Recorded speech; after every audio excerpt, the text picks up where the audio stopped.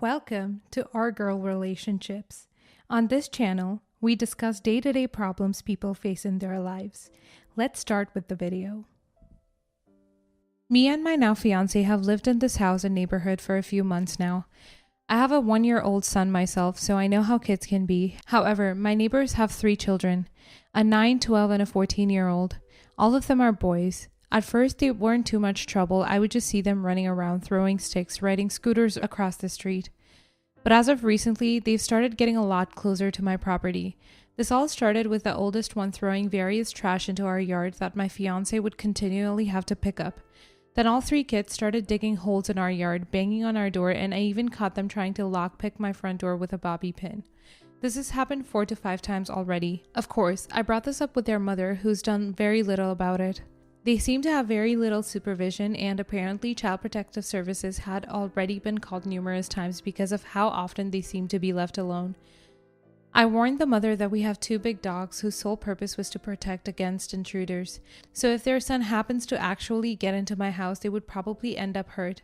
I did not want these little children to end up hurt, of course, which was why I was warning her. She brushed it off, saying if anything happened to her boys, she would have me promptly arrested and my dogs put down. So I decided to take matters into my own hands to ensure the safety of these boys. As expected, the oldest one and his brothers were sneaking around my yard again.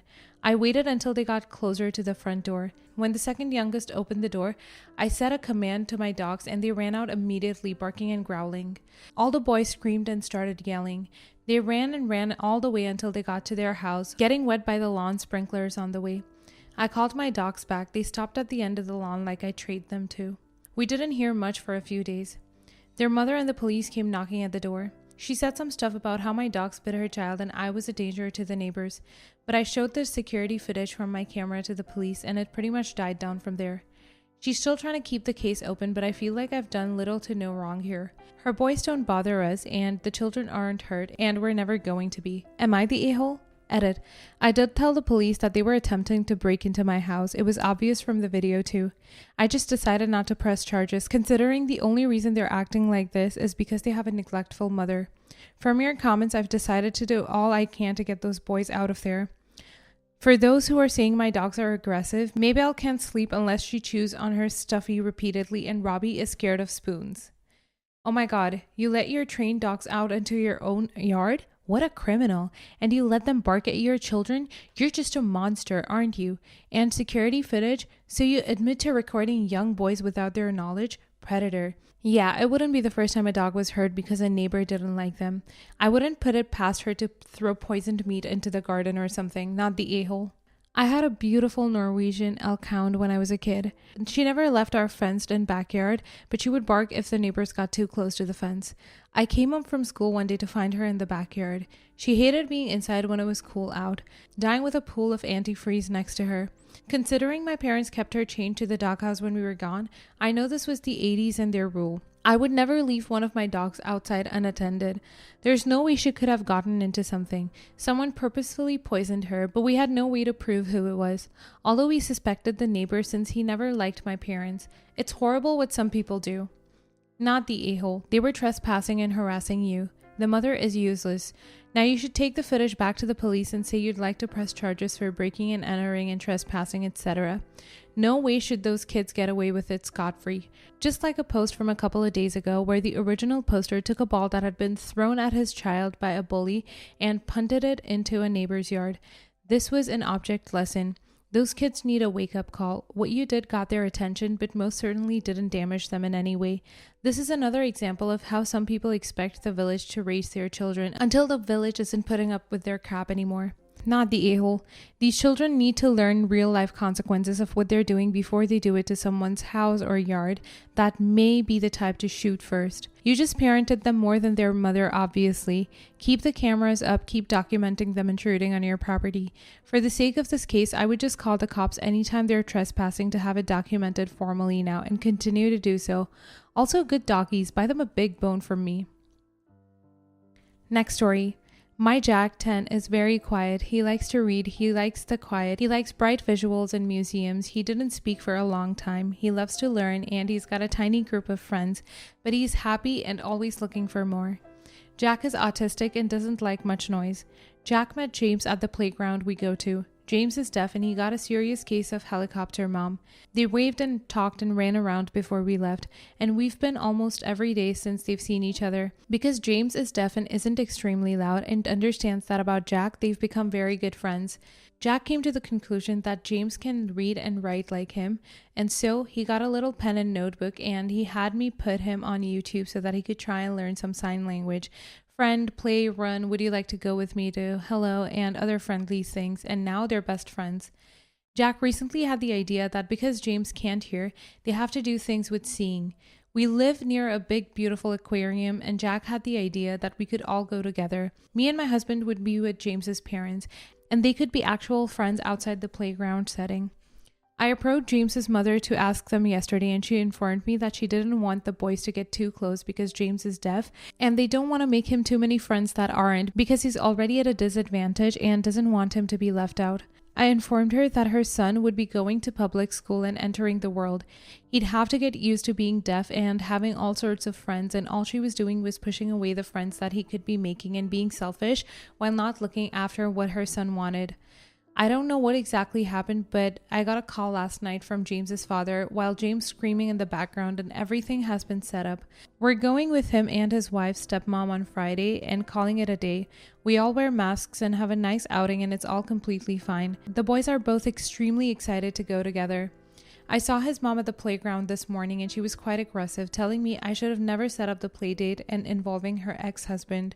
I told her that if she only thought of her feelings, there was a good reason her son had to go to his dad to be able to see his friend, and I walked away from her. Am I the a-hole? Not the a-hole. You handled it calmly on your end and didn't overstep anywhere. The dad stepped up and thankfully did the responsible thing for his son. Although your tone of delivery could swing that a little, like if you were aggressive, in your face and confrontational with it, then a very soft a-hole for delivery, not content of what you said. Your son sounds like a great friend to James.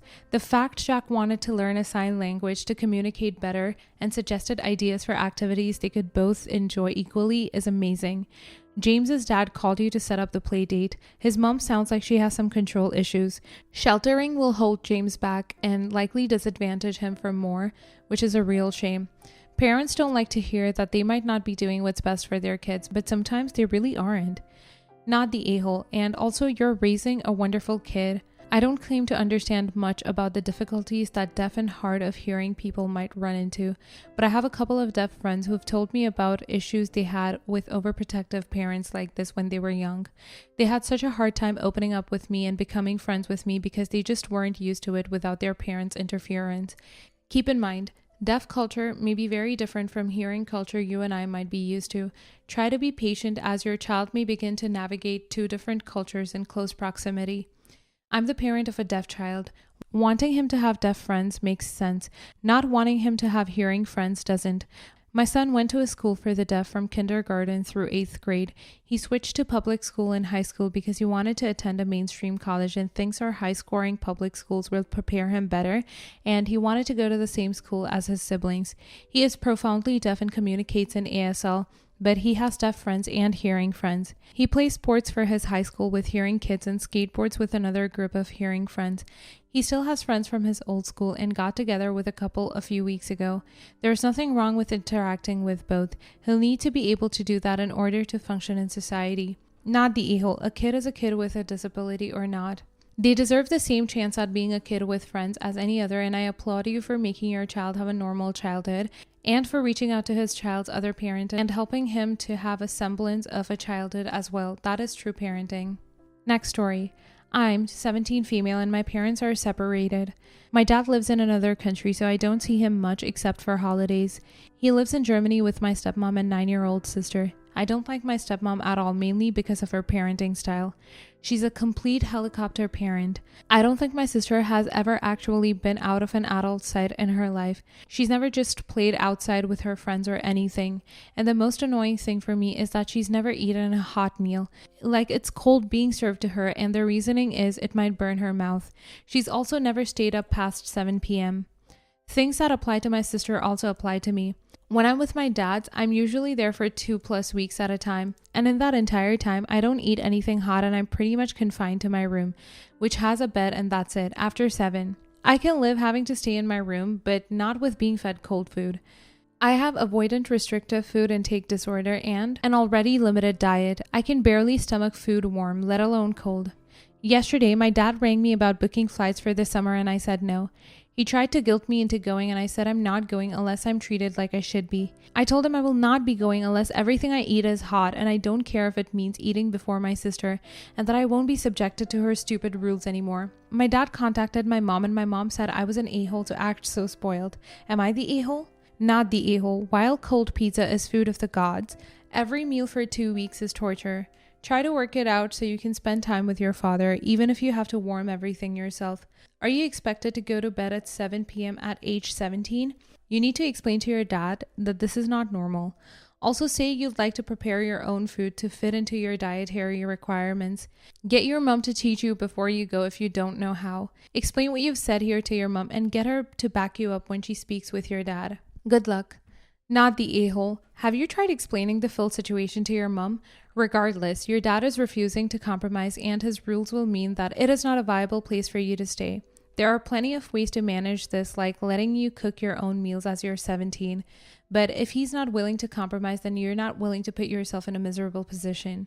This original poster is transitioning into an adult. She should be allowed to make some decisions like what to eat and the temperature. That said, 9-year-olds are able to eat hot foods. In fact, many 9-year-olds can operate a toaster, kettle, microwave. They can cook 2-minute noodles, etc. for themselves.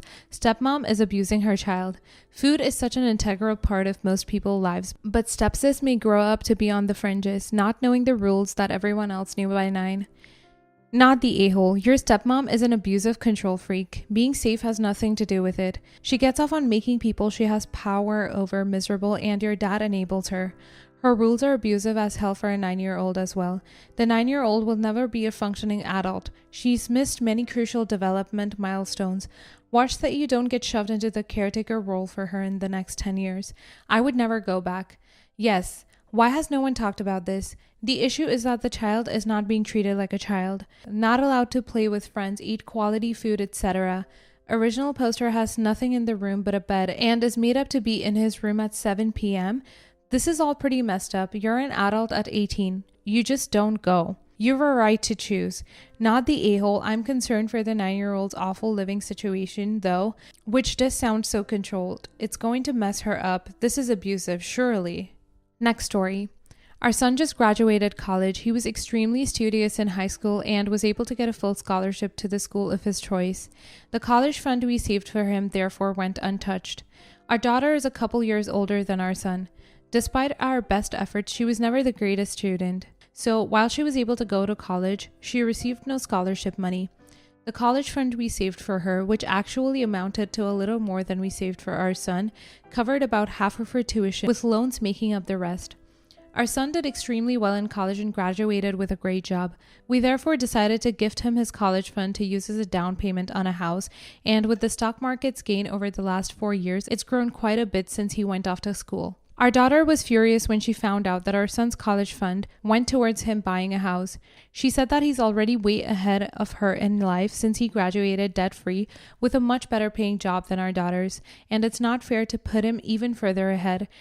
She maintains the fair thing to have done is to have put our son's fund towards paying off her loans. Both my husband, our son, and I think our daughter is being entitled, but she has told some of our extended family how unfair we're being and they're taking her side. Are we somehow the unfair ones here? I'm inclined to say not the a-hole. This is a classic fair versus equal issue. Fair would say that both kids graduate debt-free, so as long as you have money to do so, that is, everyone gets what they need regardless of who needs more. While equal would say that each kid gets the same amount regardless of need. Neither is wrong, and your kids aren't owed a college fund. You're already being very generous. It's really up to you whether you choose to be fair or to be equal. You choose equal. Each kid gets their own fund, and that's completely valid. Most will choose equal too, giving the child the same amount regardless of who needs it more. My friend's parents chose fairness, leaving their money to their social worker son, rather than the daughter married to a well-paid executive. But needs change, and he left her. cleaning out all their accounts. He did have to share assets eventually, but she did not get alimony, have to be married 20 years in my state, and her standard of living is now lower than her brother's. No a-holes here, although gifting your son money that was earmarked for college for a different purpose was likely going to lead your other child feeling shafted, but you already told him that you could have it, so it is what it is. I don't even think it's entitlement. She probably did her best. You didn't mention she screwed around in school and has the burden of debt, so it's going to be difficult to watch her brother not have any debt and get a house. As a parent, I would have prioritized my kids getting through school with the same amount of or no debt, and then if I give them anything for a house, it would also be equal amounts. The fact that one kid was academically gifted and got scholarships wouldn't have factored in. It's a bit like punishing the average one for being average. Not the a-hole. The goal of college funds isn't to have complete equity of outcomes. It's to provide the same resources for each kid. Kids will have different scholarships or differently priced schools, and that will impact how far their funds go.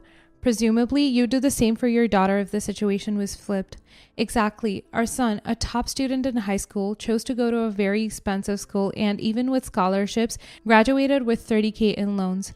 Our daughter, who didn't want to work as hard in school, chose to go to a less expensive school, managed to get 2 small scholarships for her last 2 years, and graduated with nearly $10,000 left in her 529 account. Not much toward a down payment, but it's a decent start. Life's about choices. Original poster's daughter needs to live with hers.